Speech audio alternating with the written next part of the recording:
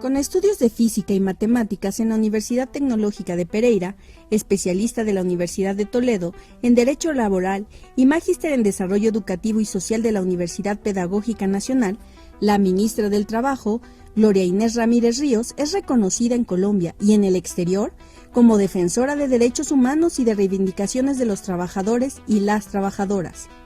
En su trayectoria profesional y política, ha ocupado cargos de gran influencia en la sociedad. Fue presidenta de la Federación Colombiana de Trabajadores de la Educación y perteneció al Comité Ejecutivo de la Central Unitaria de Trabajadores de Colombia. Tiene una amplia experiencia académica y fue consultora de organismos internacionales. Se desempeñó como vicepresidenta para América Latina y el Caribe de la Federación Internacional de Mujeres Demócratas, un ente consultivo de organizaciones de Naciones Unidas con funciones de seguimiento a los acuerdos de paz. Como ministra del Trabajo en la administración del presidente Gustavo Petro, asumió la tarea de sacar adelante, entre otras, las reformas laboral y de pensiones que conforman el gran conjunto de políticas sociales del Gobierno del Cambio.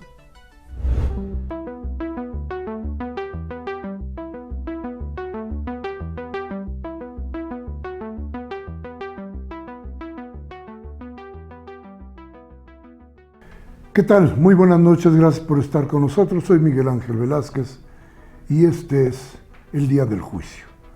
Hoy vamos a tener con nosotros una plática muy interesante con la ministra del Trabajo de Colombia, que nos va a hablar de algo que nos hermana, porque Latinoamérica no es nada más cuestiones absolutamente culturales, también nos ha pegado la desgracia común. Y se han enfrentado luchas que también nos vuelven hermanos. De eso vamos a platicar hoy con la ministra del Trabajo colombiana.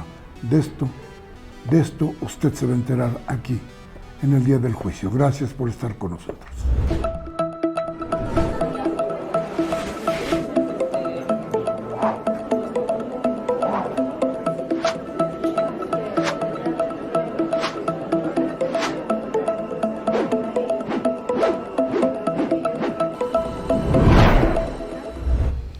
Bien, pues estamos con la ministra del Trabajo de Colombia, Gloria Inés Ramírez.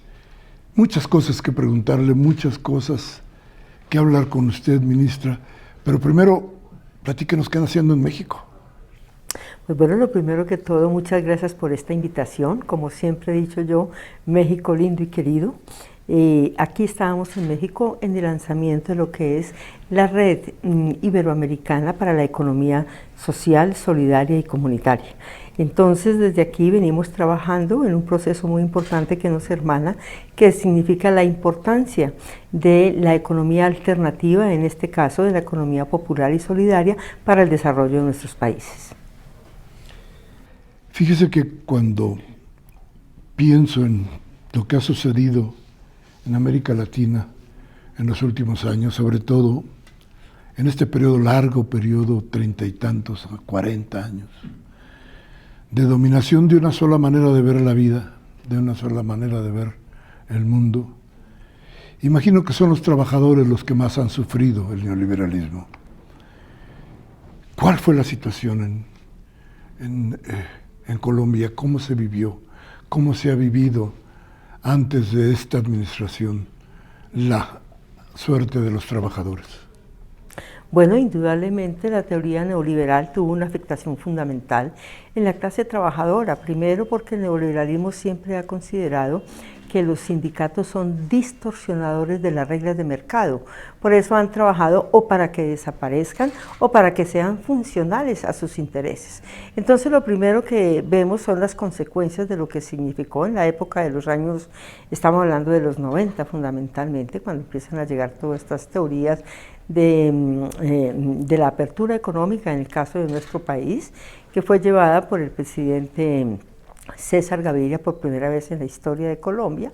Esta teoría de la apertura económica pone sobre la base la importancia del libre mercado y sobre ello la restricción de todos aquellos factores que de una u otra manera afectaban. En el caso, por ejemplo, de Colombia, se empezó una destrucción de derechos, es decir, un desarrollo del país sobre la base de la destrucción de los derechos de los trabajadores. Para esto se hicieron dos reformas, una reforma que es la Ley 50 del 90, que es una ley que hace los cambios muy importantes que afecta a derechos de la gente, como por ejemplo fue la retroactividad del pago de las cesantías. Se colocó también lo que es el salario integral, es decir, un salario que no tiene las prestaciones sociales. Y de esta manera se hicieron pérdidas de muchos empleos sobre la base de la teoría de la modernización estatal.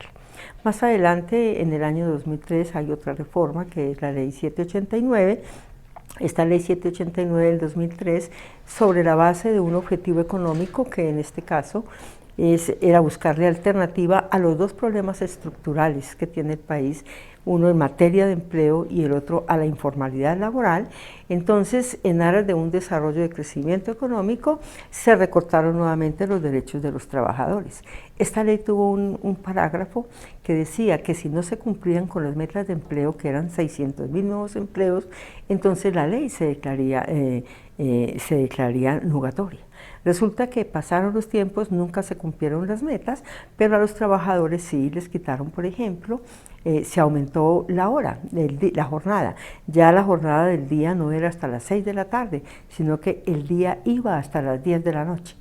Y esto con un solo objetivo, quitar el recargo nocturno del 35%.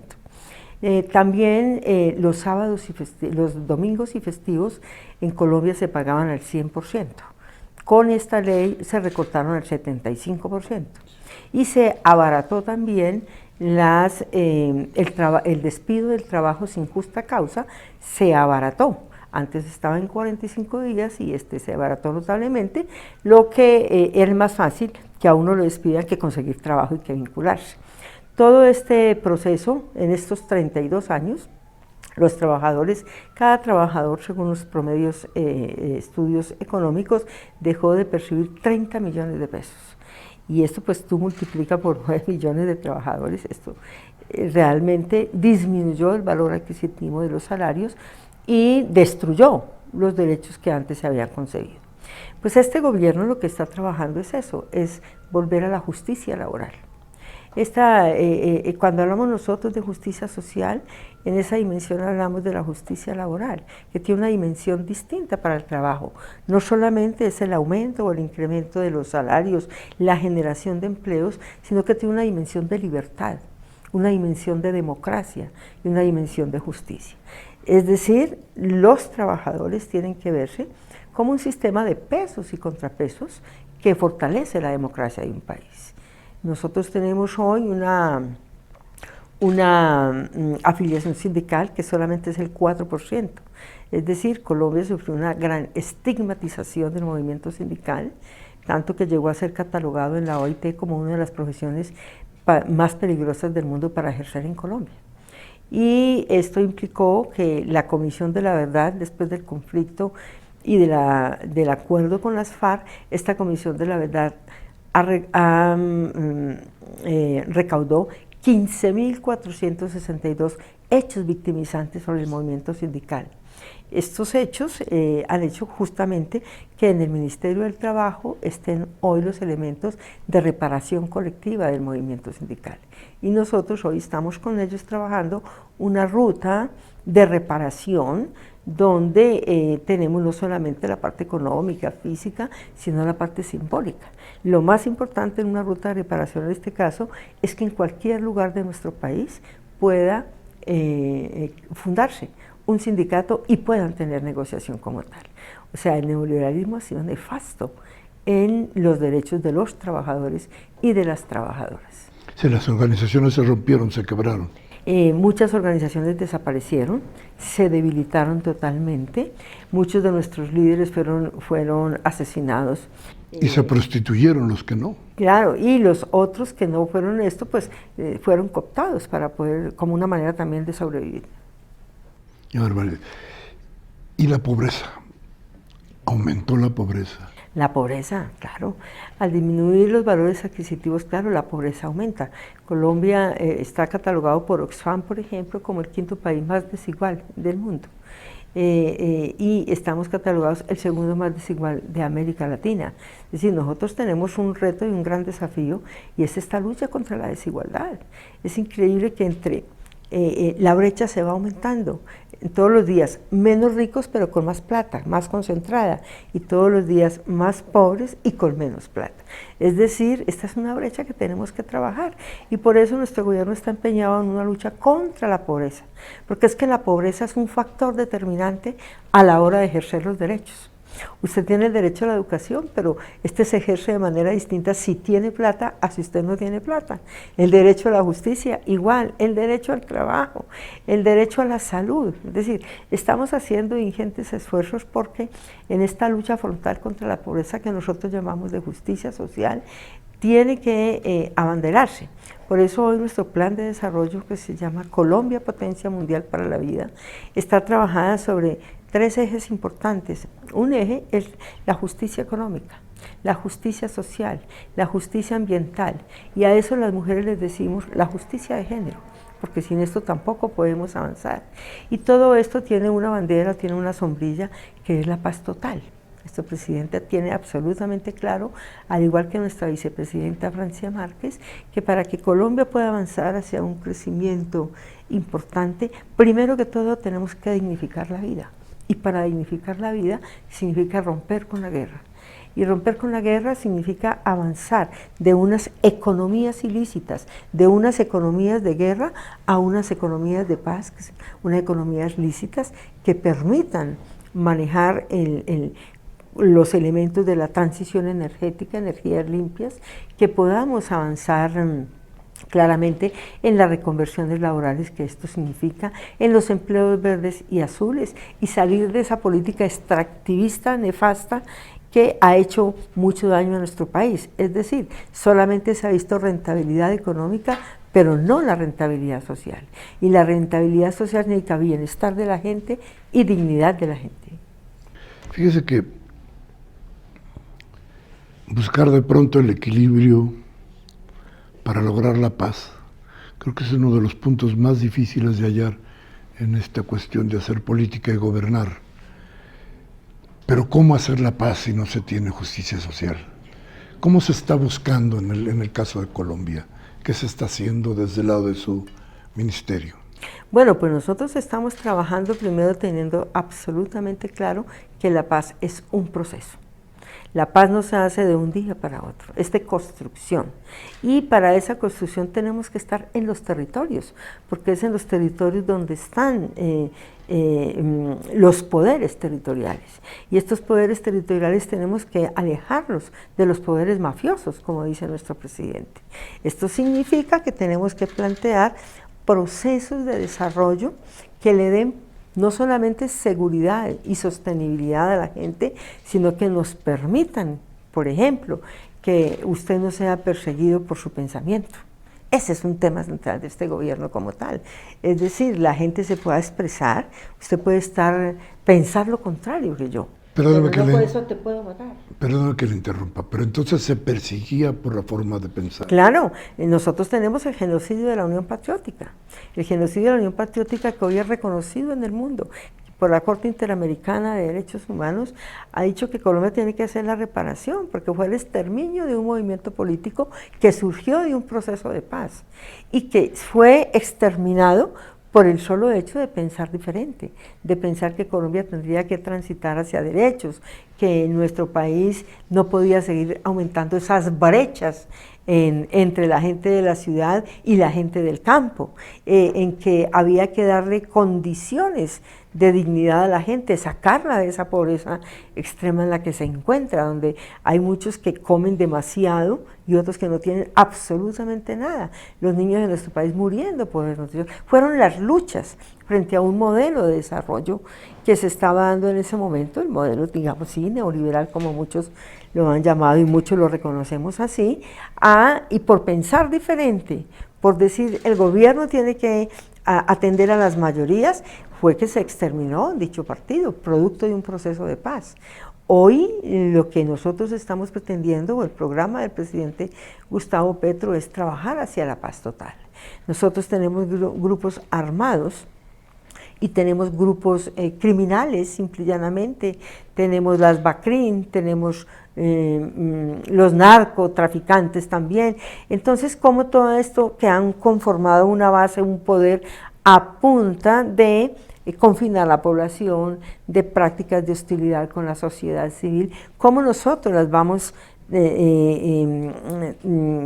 concitando que vayamos un tránsito hacia la paz. Pues en esa tarea estamos. Para ello, entonces, primero el acuerdo de paz del 2012, que empezó en el 2012, que se firma en el 2016 con las FARC. Este es un paso muy importante, porque ese proceso de paz da la oportunidad de potenciar a Colombia, de potenciar su riqueza, de potenciar una manera distinta de desarrollo sobre la base de los territorios, y ha permitido claramente entender que la paz no es solamente el silencio de fusiles, que la paz implica justicia social. Silencio de fusiles, claro que sí, pero acompañados de justicia social, o sea, que haya salud para la gente, que hayan derechos, que haya educación, que haya vivienda, que haya alimentación para todos y todos. Ese programa Hambre Cero es fundamental para que podamos transitar hacia un proceso de paz y sobre todo respetarnos como seres humanos. Que la diferencia no se vuelva el pretexto para eliminarnos o sacarnos del escenario ni político y de la vida, fundamentalmente.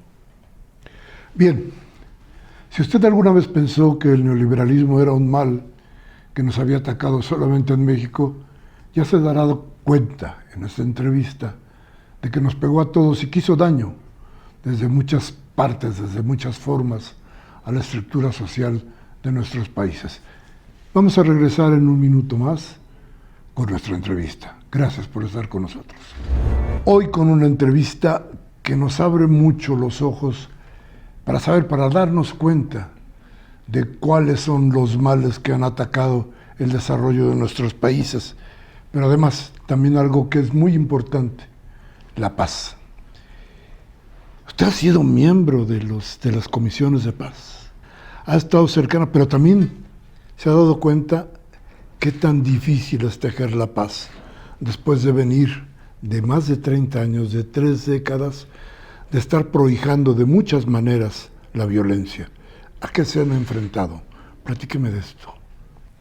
Bueno, primero que todo, vuelvo y repito, la paz es un proceso y esa es una comprensión que tal vez nuestros pueblos no tienen, porque nuestros pueblos piensan que hacer la paz es silenciar fusiles, que no es fácil, que no es sencillo, pero ya con esto de inmediato deberían de dejar de existir los problemas, pero no. La paz no significa ausencia de conflictos, todo lo contrario. En la paz lo que buscamos es que los conflictos tengan una solución por vía del diálogo, por el vía de la negociación y desde luego a través de la justicia social. Es decir, en el caso nuestro, de nuestro país, nosotros nos encontramos con dos Colombias. Una Colombia que tenía de todo en los centros, porque en las periferias de las ciudades también hay mucha ausencia de derechos. Y una Colombia profunda, que es más de la mitad del territorio, donde el Estado solo llegaba a través de la presencia militar. Es decir, tú ibas a un territorio y uno preguntaba, ¿dónde está el hospital? No hay hospital. El puesto de salud, sí. ¿Quién hizo este puesto de salud? Ah, pues lo hicieron, en ese caso decían las FARC. La carretera, ¿quién la hizo? Las FARC. ¿Quién hizo el polideportivo que hay? Ah, pues las FARC. Es decir, no era el Estado, no tenía presencia. Pues uno de los elementos centrales del proceso de paz es que la institucionalidad tiene que llegar a todos los territorios y no solo en forma de fuerzas militares, sino en forma de derechos. Por ejemplo, que llegue a través de las escuelas y colegios, que llegue a través de los centros hospitalarios, que permitan que los habitantes de esos territorios puedan gozar del derecho a la salud, que haya el proceso, digamos, de alimentación, que hayan las vías de acceso para la gente. Es decir, la paz tiene mucho que ver también con la inversión y desde allí también de las necesidades de la gente. Entonces, eso significa que tiene que haber un pensamiento integral de desarrollo nacional y no simplemente de unos mercaderistas o simplemente, digamos, del capital, que es importante pero que no es la esencia. Hay que ponerse al ser humano como centralidad con su dignidad humana para poder que avancen los procesos de paz. ¿Qué hemos hecho? Nosotros hemos empezado las reuniones con las fuerzas vivas de la comunidad, claro, con los grupos al margen de la ley, sí. Todo el proceso que se llevó con las FARC fue un proceso de 4 años, de unas negociaciones, digamos, en un círculo no públicos, privados, digámoslo, donde hubo los encuentros para convencerse de la importancia de dejar las armas, pero esas armas se dejaban ¿a cambio de qué? A cambio de que hubiera un desarrollo territorial. Y nosotros tenemos, por ejemplo, los PEDET, que son los planes de desarrollo con enfoque territorial, que tienen como base fundamental el diálogo con las comunidades y las necesidades del territorio. Entonces, ¿cómo llevamos el agua potable? ¿Cómo llevamos las vías que le permita a estas comunidades no solamente conectarse con las ciudades, sino desarrollar sus mercados, sus productos, etcétera? Y también una lucha muy fuerte y potente con todo lo que significan los poderes ilegales, que son los poderes mafiosos. Y frente a esto hemos venido también trabajando. En el caso concreto de Colombia, el presidente Gustavo Petro ha venido posicionando que tiene que haber una política y una visión distinta de la política antidrogas, porque la política antidrogas está basada solamente, en el caso, digamos, de Colombia, a través de la fumigación y en el país, digamos, productor, pero nada en los países consumidores, o sea, solamente no solamente hay que tener la oferta y la demanda. Si hay demanda, pues siempre va a haber oferta. Entonces lo que estamos diciendo es que esto tiene que ser tratado primero como un problema de salud pública, pero además un factor nuevo que se ha introducido es la transformación económica de los territorios. Si usted no es capaz de transformar esas economías ilegales en economías lícitas que permitan que la comunidad y la población pueda vivir dignamente, pues siempre vamos a tener un conflicto grande, en el caso, por ejemplo, de la lucha contra el narcotráfico y las drogas.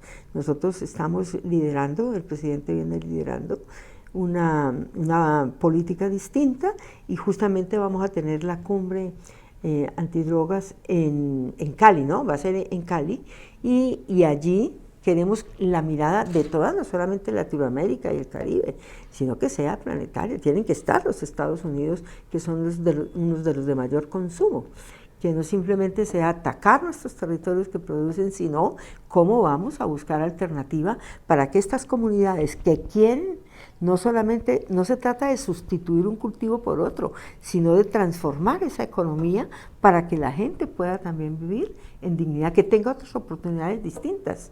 Estamos trabajando los programas, por ejemplo, de los jóvenes en paz. Y estos jóvenes, nosotros lo que estamos diciendo son jóvenes para la vida. ¿Cómo se los arrebatamos a la guerra? ¿Cómo se los arrebatamos a las pandillas? ¿Cómo los sacamos del sicariato? ¿Cómo los ponemos más bien en función del conocimiento, en función de que puedan trabajar y de que tengan opciones distintas a la guerra, que tengan opciones distintas a matarse? Esto significa un esfuerzo muy grande también de inversión y en eso está empeñado este gobierno del cambio en Colombia. Por eso hemos escogido las regiones de mayor conflictividad, las regiones más vulnerables, con ellas estamos trabajando, las regiones que han sido excluidas casi que estructuralmente de inversión nacional. Hoy nosotros estamos gobernando con ellas, estamos atendiendo sus planes y sus necesidades y tenemos unos planes que se centran en la transformación territorial. Caso concreto del Pacífico. Dice nuestro presidente, en la región pacífica ha sido una región de desarrollo en todo el litoral pacífico. Usted mira California, usted mira México, usted va y mira Ecuador, mira Perú, Chile, Argentina, y encuentran que hay desarrollo. La única franja de ese Pacífico que no está desarrollada es la colombiana. ¿Por qué? Hay unas razones. Hay unas razones porque es que allí es donde están los asentamientos palenqueros de negros y de indígenas, que han sido excluidos estructuralmente del desarrollo de nuestro país. Y eso desarrolla una teoría que es el racismo estructural. Las regiones donde ellos están no tenían inversión social. Ahora nosotros lo que estamos trabajando como gobierno es transformar esos territorios. Y transformar esos territorios significa llegarles con los derechos, pero no derechos en teoría, sino en la práctica. Por eso uno de los elementos centrales de nuestro Plan Nacional de Desarrollo es el territorio alrededor del agua, alrededor de la justicia social, de la justicia económica y desde luego en el empoderamiento de las mujeres, que también son factor, digamos, importante. Eso es lo que llamamos Colombia, potencia mundial de la vida. ¿Cómo transformamos esas economías que hoy están siendo apalancadas por la ausencia, digamos, de derechos y de oportunidades para la gente? Entonces, esto es un gran reto, esto es un gran desafío. Y ese desafío aspiramos que en 2026, por lo menos, hayamos hecho procesos estructurales que permitan que la gente siga avanzando en su dignificación fundamentalmente. Fíjese que uno de los problemas que yo veo en estos gobiernos que ahora tenemos es que los cambios tardan, pero la gente tiene urgencia. ¿Cómo hacer para que no se frustren los trabajadores, para que no se frustre la gente? ¿Cómo hacer? ¿Qué hay que hacer para que esto no suceda? Eso es absolutamente cierto. Hay una sincronía entre la necesidad y la solución a esa necesidad. Y eso tiene que ver porque eso pasa por las burocracias, pasa por las marañas jurídicas que se han tejido. En el caso de nuestro país son 200 años. Es por primera vez en 200 años, la era republicana, que llega un gobierno alternativo, un gobierno de izquierda. Entonces tú sabes que en 4 años no puedes hacer todos esos cambios. Pero nosotros sí tenemos absolutamente claro que hay que empezar a transformar. De que no estamos, el mandato que nos dieron no es para hacer más de lo mismo, hay que cambiar. Y el cambio hace una disrupción. Y a esa disrupción, pues desde luego que hay muchas resistencias, vienen las resistencias. La derecha, por ejemplo, hace resistencias totales. Ellos dicen, queremos la paz, pero cuando usted va a generar las propuestas de paz, ellos no están, porque no es la paz a su medida. Dicen, nosotros no nos oponemos a los cambios, pero cuando usted va con la reforma del Congreso de la República, pues quieren más de lo mismo. Eso no es. Ellos quieren pensar que hay que cambiar para que todo siga igual, y nosotros pensamos hay que cambiar para transformar. Y en eso estamos, digamos, empeñados y tenemos claro que hay que actuar rápido. Este año para nosotros es clave, es el año de la ejecución de nuestro mandato, es el año de la ejecución de nuestros presupuestos. Ya llevamos año y medio, el último semestre del 2022, digamos que estábamos cumpliendo con el presupuesto que tenía el gobierno anterior, y el año inmediatamente anterior, 23, fue el diseño de nuestro plan de desarrollo. ¿Cómo sacamos este mandato de la teoría a la práctica? ¿Cómo lo concretamos con la gente, con las acciones? Y en eso es lo que estamos en este momento. Y usted lo ha dicho, eso lo han vivido nuestros otros países hermanos. Lo vivió Brasil, cuando llegó Lula la primera vez, recuerden ustedes que tuvo una transformación, y eso se demora, porque tienes que cambiar todo el problema presupuestal.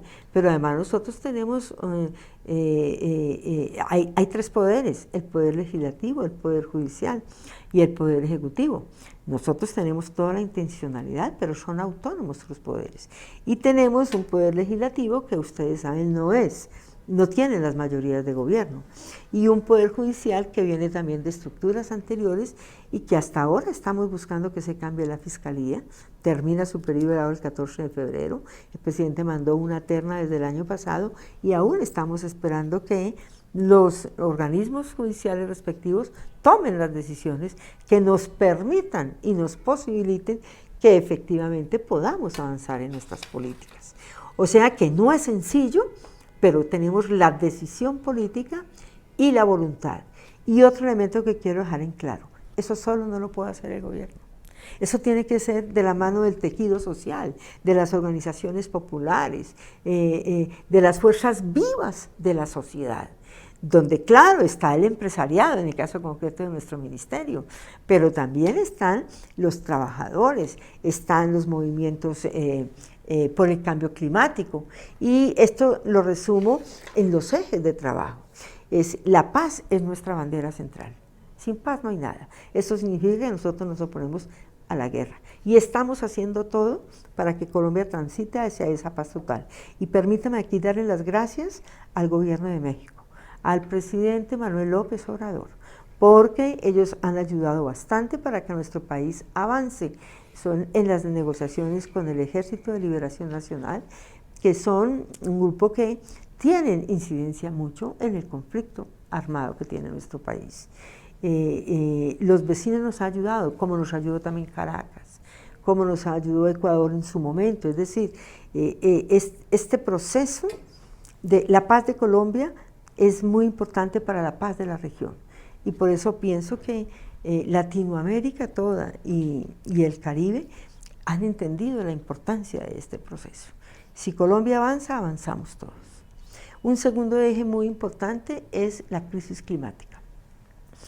Es una bandera que tiene nuestro presidente, creo que la ha logrado profundizar y hacer conciencia al mundo, al planeta, de que qué nos sirve seguir avanzando, de qué nos sirve que conozcamos Marte, la Luna, todo lo demás, si aquí nosotros no tenemos conciencia de que todos los días las inundaciones, las sequías, las quemas, los bosques acabándose, si nosotros no tenemos la dimensión de proteger, como decía el Papa Francisco, la casa común, pues ¿qué derechos estamos hablando? O sea, hoy necesitamos integrar los derechos humanos y los derechos de la naturaleza. Y eso indudablemente tiene que ver con el modelo de desarrollo económico. Hay que transitar hacia los procesos de energías limpias, hacia empleos verdes, empleos azules, reconversiones laborales, y esto de la mano del conocimiento y de la ciencia, porque eso es lo que hay, la inteligencia artificial. ¿Qué va a pasar con esto? Ya no son solamente drones, sino que tenemos que pensar en la biotecnología, en la bioeconomía. Es decir, tenemos cambios y los gobiernos tienen que apersonarse y reflexionar conjuntamente de esto. ¿Qué significa? Nosotros desde nuestro proceso en el ministerio ya estamos pensando en una reforma laboral que tiene estos elementos, porque tenemos que pensar no en que las máquinas no vengan y que la tecnología no avance, todo lo contrario.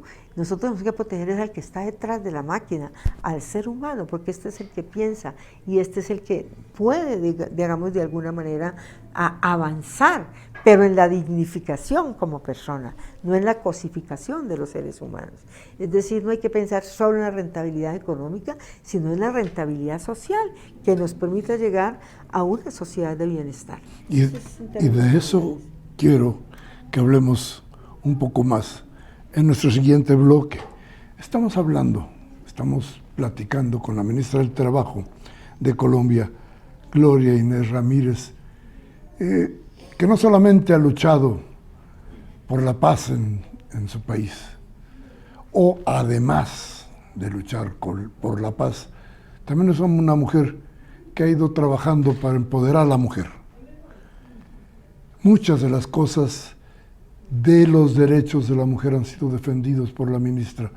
También de eso platicaremos ahora que regresemos aquí al canal del Congreso. Gracias por estar con nosotros. Bien, gracias por seguir con nosotros aquí en el Día del Juicio. Y fíjese que hablar de Colombia es un poco también hablar de México. Hablar de los males que de muchas maneras nos han afectado y de las luchas que tenemos que dar, que estamos dando, ministra, para tratar de salir de este largo periodo oscuro del neoliberalismo que nos ha permitido también reflexionar sobre muchas cosas que debieron hacerse y no se hicieron. Y una de las tareas fundamental es la lucha por los derechos de la mujer. Y usted ha encabezado muchas de esas luchas. Platíquenos de eso. Bueno, yo pienso que es muy importante el reconocimiento de esa otra mitad de la población, que somos las mujeres. Y cuando hablamos nosotros del empoderamiento de las mujeres, estamos hablando de la necesidad de cambiar estas estructuras patriarcales y machistas que de una u otra manera han sometido a la mujer, y para ello yo tengo un eslogan de una mujer de hace mucho tiempo que plantea que cuando una mujer avanza, ningún hombre retrocede. Por el contrario, los países y las comunidades avanzan. Esto es muy importante tenerlo en cuenta. Nosotros empezamos, y tengo la fortuna de haber compartido con muchas mujeres de mi país la construcción de la ley por el derecho de las mujeres a una vida libre de violencias. Esto es muy importante porque no podemos normalizar en aras del amor y del afecto un delito que es una agresión a la persona, porque tengamos presente que la violencia es una relación de poder. Entonces, esa primera ley de reconocer la violencia como una relación de poder y reconocer los diferentes tipos de violencia ha permitido que muchas mujeres puedan avanzar en su libertad y también, de alguna manera, aportarle al país. Una segunda ley que trabajamos tiene que ver con la economía del cuidado. Esta economía del cuidado, hicimos unas cuentas satelitales para que ese trabajo del cuidado, ese trabajo del hogar, de la sobrevivencia de la especie que hacemos las mujeres, también sea tenido en cuenta en las cuentas nacionales, para mirar cuánto ese trabajo del cuidado aporta al Producto Interno Bruto de un país. En el caso, por ejemplo, de Colombia, con esta ley pudimos darnos cuenta que el trabajo de las mujeres aporta el 19.6% al Producto Interno Bruto. Es decir, casi que el petróleo igual al carbón, al café, es decir, hay que jugar. Entonces tienen que haber políticas públicas para que las mujeres puedan salir, puedan empoderarse y puedan aportarle, que el país visibilice los aportes que desde esta construcción del cuidado las mujeres hacemos. Pero también es muy importante el trabajo de la independencia económica de las mujeres. Ustedes saben que si usted no tiene la capacidad de tener recursos económicos, usted siempre está dependiendo. Ahora estamos buscando entonces para que las mujeres podamos quitar esa brecha laboral. En el caso, por ejemplo, del Ministerio del Trabajo en el que encuentro ahora, nosotros estamos trabajando fuertemente para que se aplique el postulado de la OIT, que a trabajo de igual valor, igual remuneración. No tiene por qué haber una brecha entre hombres y mujeres que hagan un mismo trabajo en términos generales. Y desde el Ministerio, que tiene una misionalidad que es trabajar en el sistema de inspección, vigilancia y control para que se apliquen las normas laborales, pues nosotros hemos hecho una experiencia piloto y es que hemos creado un cuerpo élite de género. Es decir, son grupos de inspectoras, mujeres, que son abogadas laboralistas, que tienen el enfoque de género, que van a visitar las empresas y los diferentes escenarios también del Estado para que efectivamente los derechos se estén cumpliendo, que las licencias de maternidad, que las licencias por enfermedad, que las condiciones laborales, que muchas veces no tienen en cuenta las diferencias, también sean tenidas allí. Y desde luego, generar entornos laborales que no tengan miedo, sino que las mujeres puedan avanzar como tal. Y finalmente, en nuestro proyecto de reforma laboral, que hoy está en el Congreso de la República, este proyecto tiene tiene un sentido claro, y es que Colombia transite hacia un país de derechos. Esto significa que Colombia respete nuestra Constitución, la desarrolle, pero que tenga también los estándares internacionales y los estándares judiciales nacionales. Quiero decirles y compartirles, por ejemplo, que hace 32 años nosotros tenemos una nueva Constitución y hay unos artículos del trabajo. Y el artículo 53 que manda a que haya un estatuto laboral con unos principios claros, que son estabilidad laboral, salario mínimo móvil y vital, principio de progresividad y favorabilidad para los trabajadores, la no discriminación, entre otros, no se han desarrollado en nuestro país. Eso, entonces, nuestra reforma pone como eje la estabilidad laboral, para que es un punto central para que los hogares y las familias puedan tener un ingreso. Si usted tiene un ingreso estable, usted puede desarrollar su vida, porque usted puede tener un crédito, usted puede decir, hombre, poco a poco voy mejorando mi casa, voy a ir mejorando mi alimentación, puedo darle la educación a mis hijos. Entonces, esa estabilidad es un principio de bienestar de la familia y de la sociedad. El otro elemento es la incorporación de los derechos de las mujeres. Nosotros estamos incorporando elementos del convenio 190, que habla del acoso laboral y el acoso sexual en el trabajo, pero sobre todo de la no discriminación. Estamos trabajando para que haya una inclusión en los derechos laborales de sectores que nunca han sido tenidos en cuenta. Por ejemplo, los deportistas, por ejemplo, los artistas, por ejemplo, los periodistas. Hoy los periodistas trabajan en freelance, generalmente no tienen una estabilidad. Pues nosotros estamos buscando que esta reforma lleve a que las personas se dignifiquen. Por eso este año es el trabajo del salario digno y decente, trabajo digno y decente. Y finalmente estamos trabajando otra reforma, que es la reforma al sistema de protección a la vejez. Nosotros comúnmente se conoce como la reforma pensional. Colombia tiene un sistema de reparto y un sistema privado, pero ninguno de los dos está cumpliendo eficazmente la pensión para la vejez. Entonces, hoy vamos a pasar de un sistema de reparto a un sistema de pilares. Tenemos el pilar solidario, el pilar semicontributivo, el pilar contributivo y un pilar de ahorro voluntario, que estamos buscando universalizar el derecho de acceso a protección a la vejez.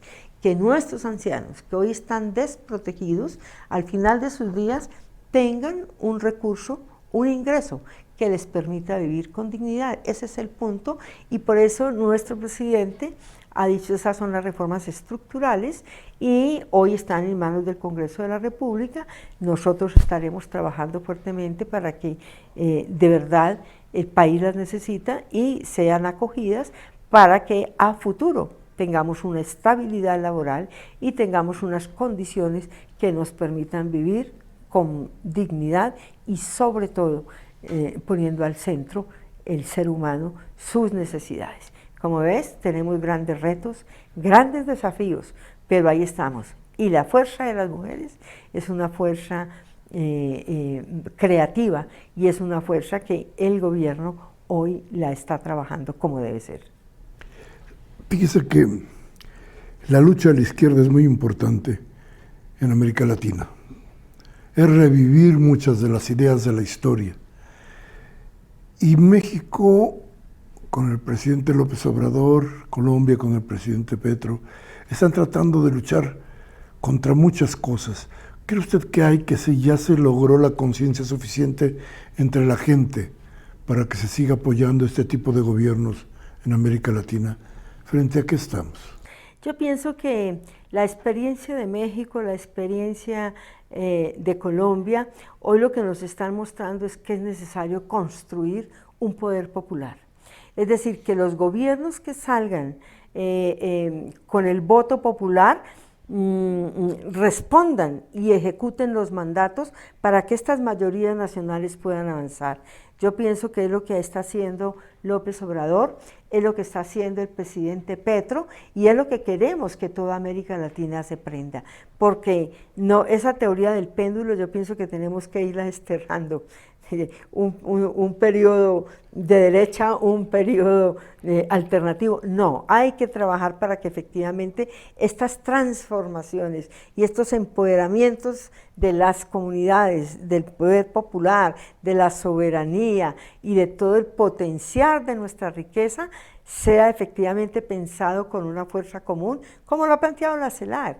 Esto es ha declarado América territorio de paz. Yo pienso que esa sinergia es la que nos tiene que llevar hacia allá y en buena hora. Yo pienso que hay que hacer siempre la sensibilización y la conciencia de lo que significa estar en el poder, que no es para hacer más de lo mismo, sino para transformar, para lo que nunca han tenido los desposeídos. Hoy sintamos que la producción de un país tiene que ser distribuida para todos y no simplemente para una élite, que es la que se ha beneficiado históricamente de las riquezas nacionales. Bien, pues usted ha escuchado, no hay nada más que decir. Ella es la secretaria, la ministra del Trabajo de Colombia. Esas son sus ideas, sus palabras. Yo le agradezco mucho a usted, ministra, el haber estado con nosotros aquí en el Día del Juicio, en el canal del Congreso. A ustedes muchas gracias. Además de todo lo que ustedes han dicho, nos hermana con México justamente las reformas laborales que también están haciendo aquí y que se corresponden mucho con lo que nosotros estamos haciendo en nuestro país. Gracias una vez más y gracias por su espíritu fraterno y solidario. Y gracias a usted por haber estado con nosotros esta noche en el Día del Juicio. Nos estaremos viendo.